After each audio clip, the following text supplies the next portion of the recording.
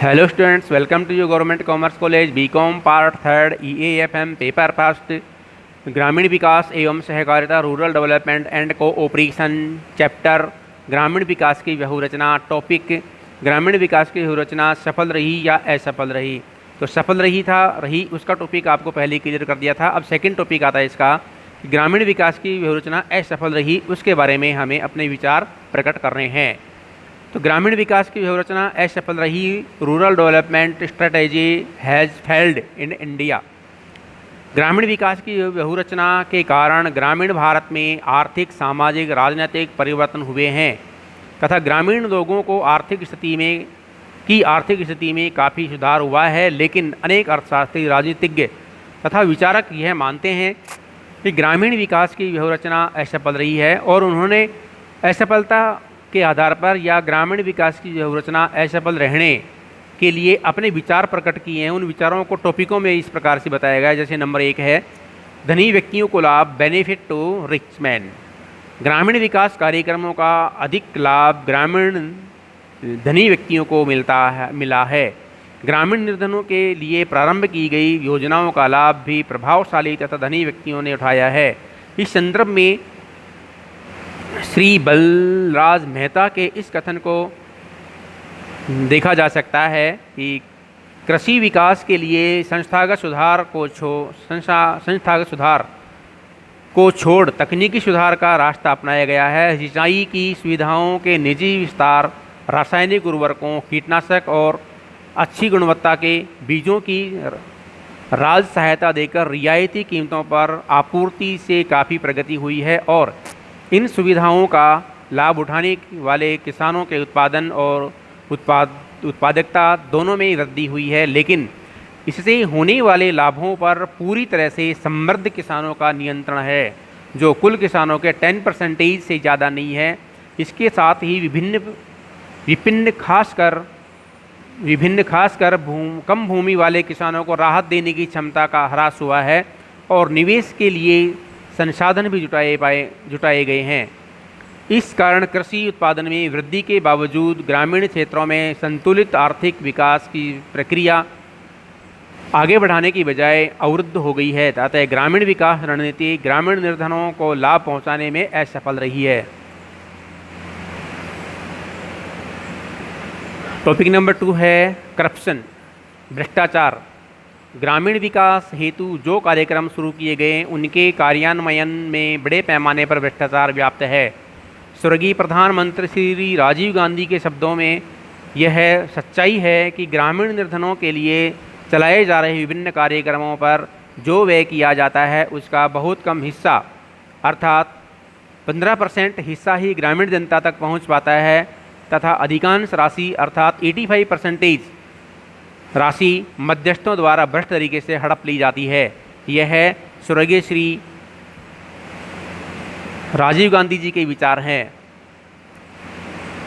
अतः ग्रामीण विकास की व्यहूरचना असफल रही है। विगत एक दशक में भ्रष्टाचार में कमी होने की बजाय इसमें बहुत अधिक मात्रा में वृद्धि हुई है। टॉपिक नंबर 3 है आर्थिक विषमताओं में वृद्धि, इंक्रीज इन इकोनॉमिक डिस्पैरिटीज।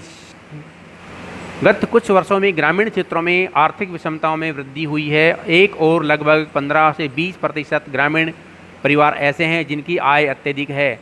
वे शहरों में उपलब्ध ऊंचे मूल्यों वाली उपभोक्ता एवं टिकाऊ वस्तुओं का बड़े पैमाने पर उपयोग करते हैं। दूसरी ओर 70 से 80% ग्रामीण जनसंख्या ऐसी है जो 2 वक्त की रोजी रोटी भी प्राप्त नहीं कर पाती है। अतः ग्रामीण विकास की रणनीति आर्थिक विषमताओं को कम करने में असफल रही है। टॉपिक नंबर 4 गैर उत्पादक कार्यों पर व्यय, अनप्रोडक्टिव एक्सपेंडिचर। ग्रामीण कार्यक्रमों के माध्यम से ग्रामीण जनता को जो वित्तीय सुविधा व सहायता मिलती है उसका बहुत कम लोग सही प्रकार उपयोग करते हैं। अधिकतर ग्रामीण ऋण राशि को अनुत्पादक कार्यों पर व्यय करते हैं। इसका एक नया टॉपिक सामने हमारे पास आया है रिसर्च करने पर कि ग्रामीण जनता जो ऋण लेती है या अपने किसी विकास कार्यों के लिए जनता सरकार से कुछ सहायता प्राप्त करती है तो उस प्राप्त सहायता राशि को वह उचित कार्य के लिए उपयोग नहीं करती है, बल्कि उसको दूसरे कार्यों के अंतर्गत उसको यूज कर लेती है, उसका अपव्यय कर देती है। तो ऐसे बहुत सारे केस बढ़ते जा रहे हैं और दूसरी तरफ सरकार उनके द्वारा लिए गए ऋणों को माफ़ भी कर देती है। और अब जनता को यह आदत सी पड़ गई है कि जनता सरकार से, सरकारी बैंकों से, कोऑपरेटिव बैंकों से और आरआरबी जो बैंक होते हैं उनसे भी लोन तो ले लेती है, लेकिन लोन इसलिए नहीं चुकाती है कि सरकार माफ़ कर देगी। यह एक व्यक्ति के नहीं है, हर एक व्यक्ति के विचार हैं कि जब हम उसको लोन देने के लिए जाते हैं, लोन के बारे में बात करते हैं, तो वो सीधा ये कहते हैं कि माफ़ कितना होगा, अर्थात उनका सबसे पहला टारगेट होता है माफ़ करने का। और जब उनके विचार में माफ़ करने की टारगेट सबसे पहला होता है तो भुगतान करने का सोचते ही नहीं है। उनको पता है कि भुगतान करेंगे तो कोई फ़ायदा नहीं है, तो भुगतान नहीं करेंगे, इसलिए सरकार माफ़ कर देती है। तो सरकार को भी ऐसे किसानों के ऋण को माफ़ नहीं करना चाहिए।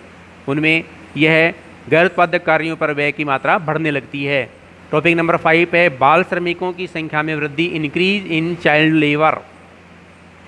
बढ़ती हुई जनसंख्या तथा आर्थिक विषमताओं के कारण ग्रामीण क्षेत्रों में बाल श्रमिकों की संख्या में वृद्धि हुई है, अतः ग्रामीण विकास की व्यूहरचना असफल रही है। इसी के साथ साथ ये भी देखा जाता है ग्रामीण क्षेत्रों की बजाय शहरी क्षेत्रों में भी अगर हम कहीं किसी चौराहे से निकलते हैं, किसी गली मोहल्ले से निकलते हैं या कहीं आते जाते हैं, तो रास्ते के अंदर बहुत अधिक मात्रा में हर एक चौराहे के ऊपर दुनिया भर के छोटे छोटे बच्चे 5 साल के, 4 साल के, 4 साल तक के बच्चे को भी भीख मांगने के लिए लगा देते हैं और भिखारी की उसके अंदर एक आदत डेवलपमेंट करते हैं और अंत में चल करके वो भिखारी बन के ही रह जाता है। टॉपिक नंबर 6 शहरों की ओर पलायन, माइग्रेशन टू अर्बन एरियाज़। ग्रामीण विकास की रणनीति की असफलता इस तथ्य से स्पष्ट है कि प्रति वर्ष लाखों ग्रामीण रोजगार प्राप्ति के लिए शहरों की ओर पलायन करते हैं।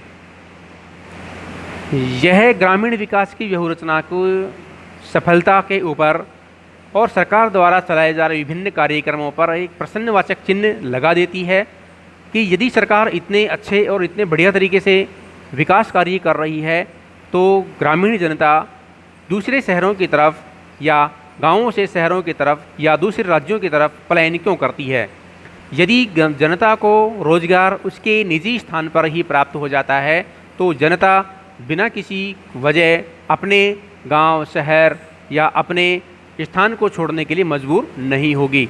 और इसके लिए सबसे बड़ी कमी हमारी यही है कि हम प्रोग्राम तो चला देते हैं लेकिन उसका सही आकलन नहीं करते हैं, समय पर उसकी खोजबीन नहीं करते हैं, समय पर उसका अध्ययन नहीं करते हैं, समय पर उसका पूरा क्लासिफिकेशन नहीं करते हैं और उसका फ़ायदा एक मुख्य व्यक्ति की बजाय कोई और व्यक्ति उठाते रहते हैं। टॉपिक नंबर 7 है साक्षरता का नीचा स्तर, लो लेवल ऑफ लिटरेसी।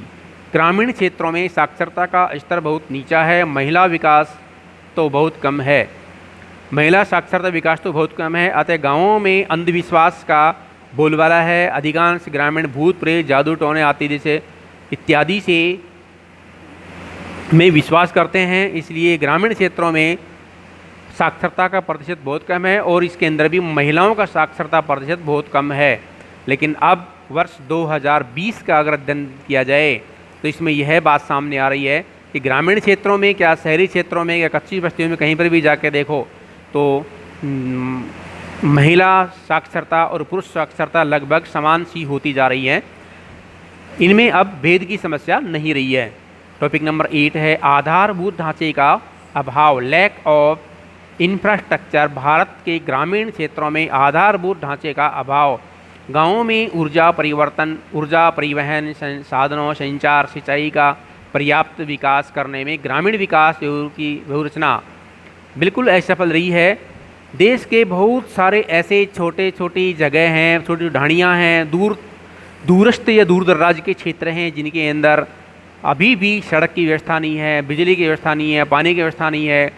और तो और अब इस लॉकडाउन के चलते हुए यह बात सामने आई है कि यदि किसी महिला को प्रसव की परेशानी हो जाती है, प्रसव पीड़ा हो जाती है, तो उसको अपने खाट के ऊपर लेटा करके और ग्रामीण व्यक्ति या उसके परिवार वाले 5-5 किलोमीटर 6-6 किलोमीटर दूर तक अस्पताल में लेके जाते हैं और रास्ते में वो उसको कुछ भी हो सकता है, उसकी जान को जोखिम रहती है।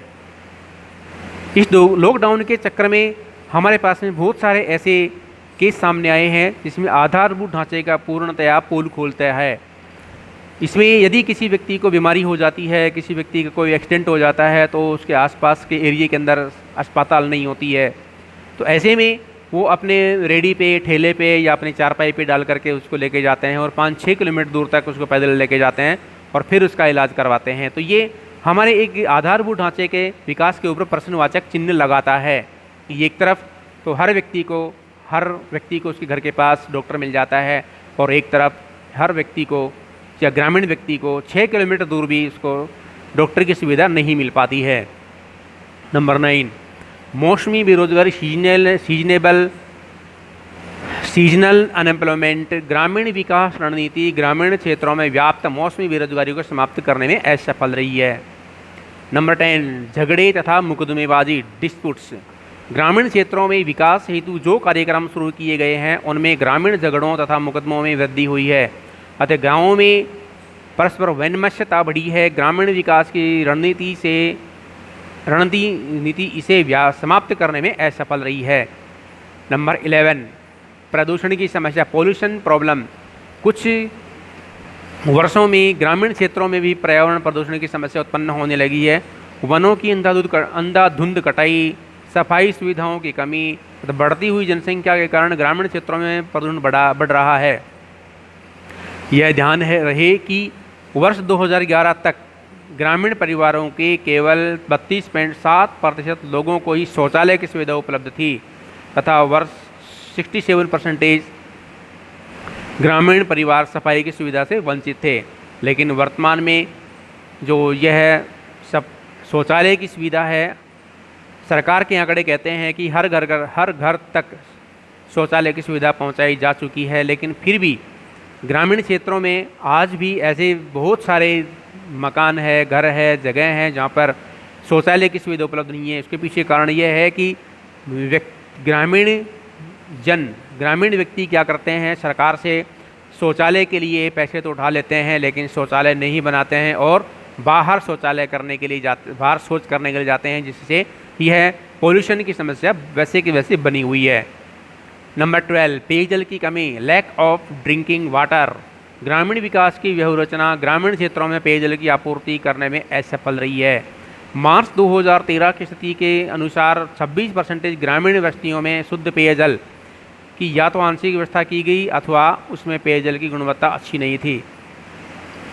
निष्कर्ष के रूप में, कंक्लूजन में ये कह सकते हैं कि ग्रामीण विकास हेतु सफलता और असफलता के विचार हमारे सामने आए हैं, जिनके आधार पर ये देखा जा सकता है कि आज भी गाँव में अनेक समस्याएं विद्यमान हैं, लेकिन ग्रामीण विकास की व्यूहरचना पूर्णतः सफल नहीं रही है।